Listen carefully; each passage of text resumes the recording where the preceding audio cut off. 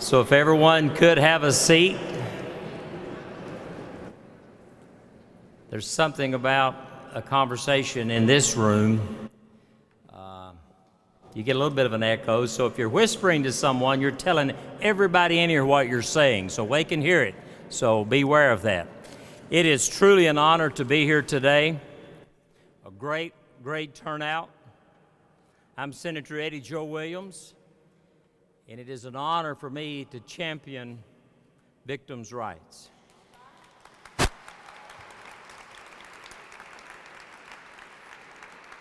I will say this debate is long overdue.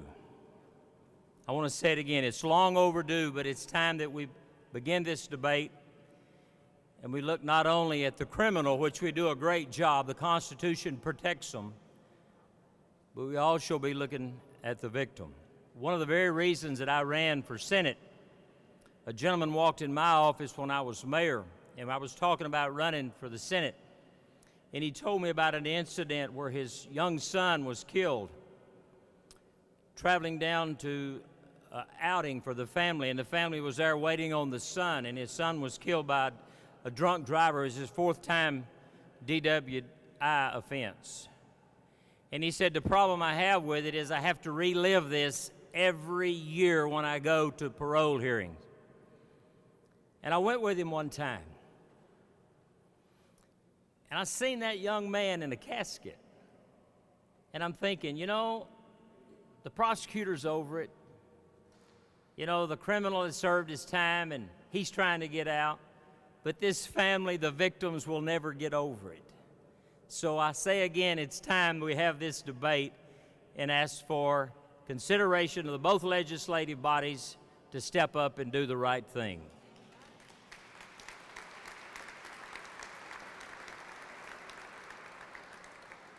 At this time, I would like to introduce a gentleman. Max, where are you at? He's right behind me. That's kind of scary. For a politician, you don't want to get anybody behind you.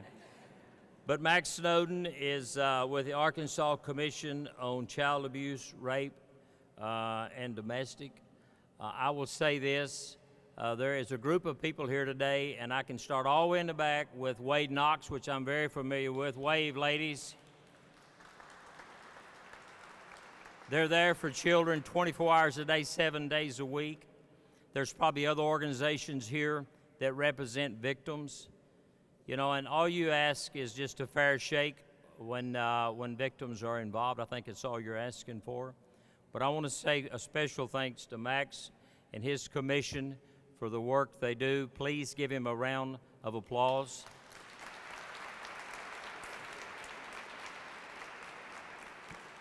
Morning. Let me apologize from the very beginning about my voice. The fall is not kind to me when it comes to I don't know, maybe It's still on. Maybe put that right under there. okay. How about now? Oh, good, much better. I've already apologized, so I won't do that again. So thank you so much for being here, and as was Senator, I am honored to be a part of this effort. I recognize a number of people out there who play an integral part in what we do on an everyday basis. The Crime Victims Assistance Association, Parents of Murdered Children, the CACs. There are any number of people that are here that are friends and integral supporters and advocates of the victims. As much as anything, we're here today to be reminded that there are issues that we need to continue to look at and pay attention to, and questions to be asked and conversations to be had when it comes to, are we doing the best that we can do for the victims and survivors in our state? And the overarching issue must be the question, are we doing everything that we can do? Sometimes we get complacent, and sometimes we think, well, we have laws and we're doing all we can do at this point. What else can we do? And we have got to do more. As the senator said, it is time for us to step up, ask the hard questions, and make the tough decisions for the victims and survivors in our state. The speakers today are wonderful, and they're going to share their perspective and their experience and give you a clear sense of why we cannot settle for the status quo, why we need to be vigilant every day, and why we need to work toward a positive end for victim services in the state of Arkansas. So with that being said, I'm going to introduce our first speaker. And I believe that that's Ms. Despain, is that correct? Yes. Tana Despain started the nonprofit Mark's Place to help victims of crime, violent crime, and their families avoid some of the problems that she and her family faced related to the death of her son. Tana feels that it's important to have victim rights legislation to fully protect and to involve victims who have faced and survived criminal acts and those in the family. Sometimes we forget about the families and focus more on the particular victim of the crime.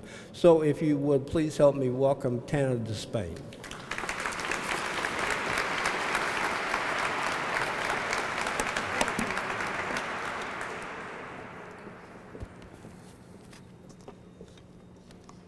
Thank you. Can everyone hear me?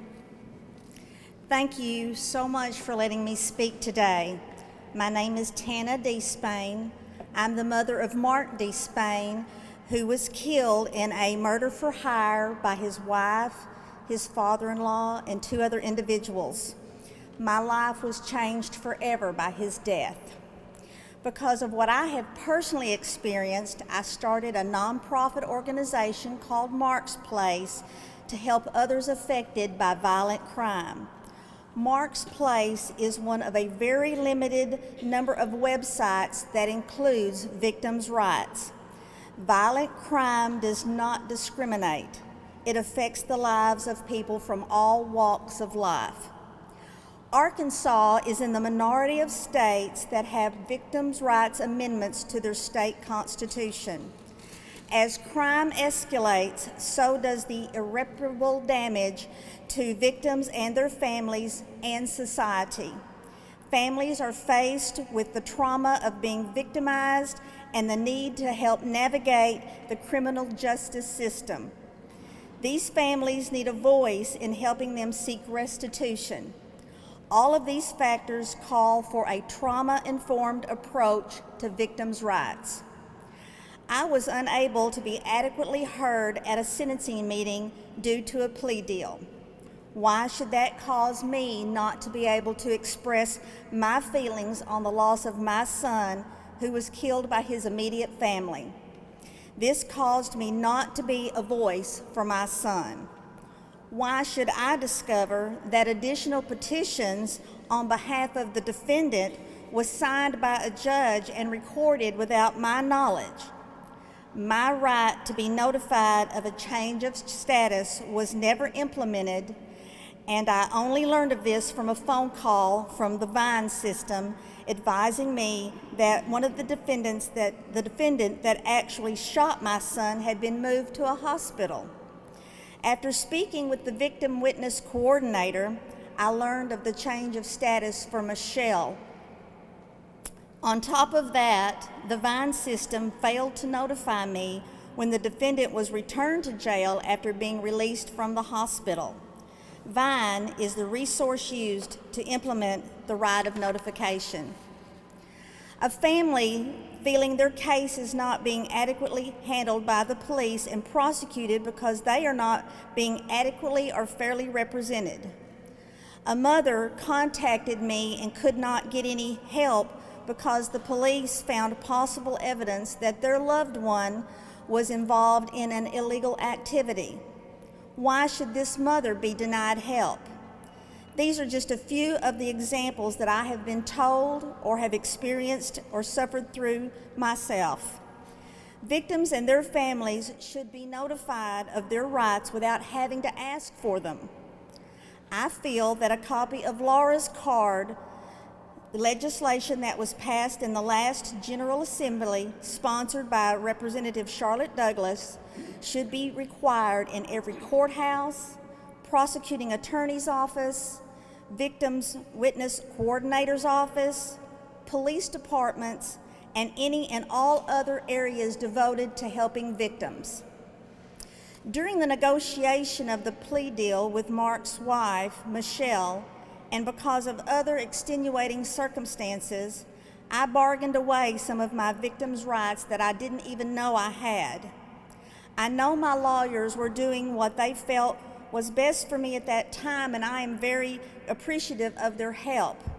However, victims' rights were never mentioned. I would never have bargained away the right to speak for my son at the parole hearing had I known this was a right I had, being a victim and a voice for Mark. I bargained away the right to speak at Mark's wife's parole hearing, not really understanding that the impact this would eventually have on me. If I had had a representative from a victims' rights organization during this time, I feel I would have had the benefit of weighing my options. Victims' rights would have allowed me to be the voice of my son, Mark, but if I'm not told of this right, Mark's voice is silenced. Other victims who are not notified of their victims' rights suffer the same consequences.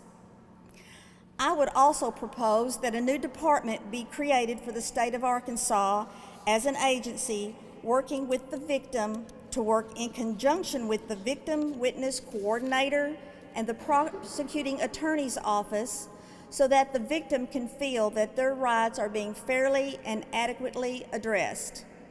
Our state needs a system of recourse to address victims' rights violations.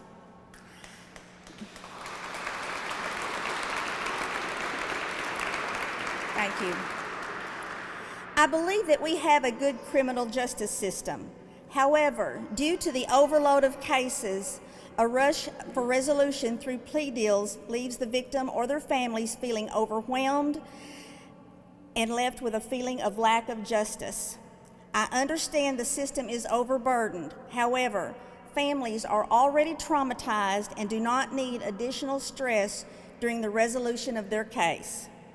Victims are not familiar with the justice system and are already overwhelmed with the violence that has entered their lives. I believe it is imperative to make victims and their families feel they are being heard, their wishes for justice being met, and reparations being timely made. This is necessary for those trying to navigate this very legalistic and sometimes very perilous journey that we face. I believe it is time for Arkansas to create an equitable victims' rights system based on a trauma-informed approach. With the wealth of knowledge we have today on trauma and advancement in technology, it is time for the state to take a big step forward with an amendment to the Arkansas State Constitution. I believe we have a long way to go for equality for crime victims, but we will still be taking a big step forward with victims' rights amendments if that amendment is made to our Constitution. Thank you again today for allowing me to share my story, and I look for support for our amendment to the Constitution. Thank you.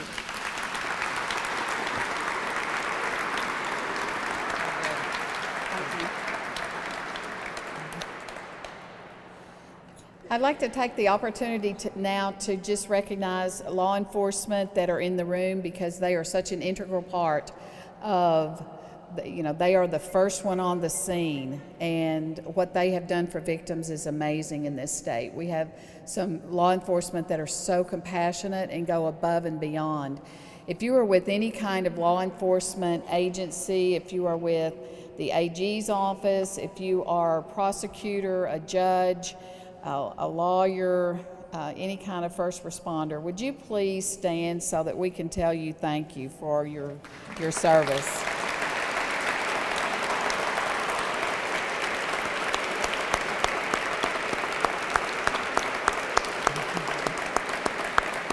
Yes, thank you. Thank you.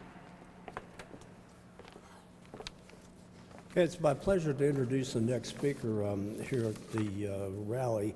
Sandra Johnson is the founder and CEO of the Power of Faith Foundation.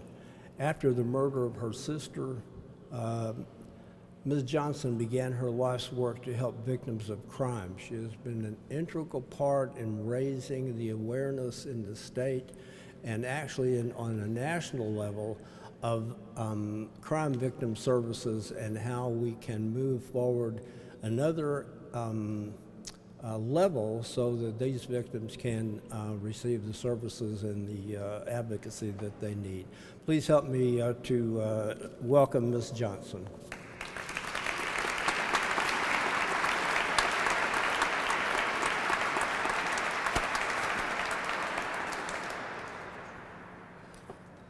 In the spring of 2000, the life of my sister, LaConda Jordan, was taken by her boyfriend approximately 36 hours after she had their child. He killed her and set the crime scene on fire and burned her body beyond recognition. No one ever think they would be going to be enjoying a beautiful spring day celebrating life just to get a call regarding that their sister has been murdered. No one on this platform today asked to be drafted into the victim rights movement. It goes without saying that we are speaking to improve the life of future victims by advocating for stronger victims' rights. I am very thankful to law enforcement for the investigative work that they did leading to the arrest and notification of LaConda's killer. Also, we were contacted by the prosecuting attorney regarding a plea deal. We are, once again, always appreciative of the work that law enforcement did, the prosecuting office as well. Our family was fortunate enough to have a conviction, a speedy trial, and with a very prompt conclusion regarding the case. The victim's rights should have the opportunities to confer with the prosecutor regarding bail, sentencing, and a plea deal. Victim of crime and their family safety should be considered in settings of bail, parole, probation, and probation guidelines. Once again, we were fortunate enough that they did find the killer and arrest and sentenced to jail for LaConda's murder. However, we were not given the opportunity to provide the victim impact statement. LaConda's voice was silenced, and also was the family voice silenced as well.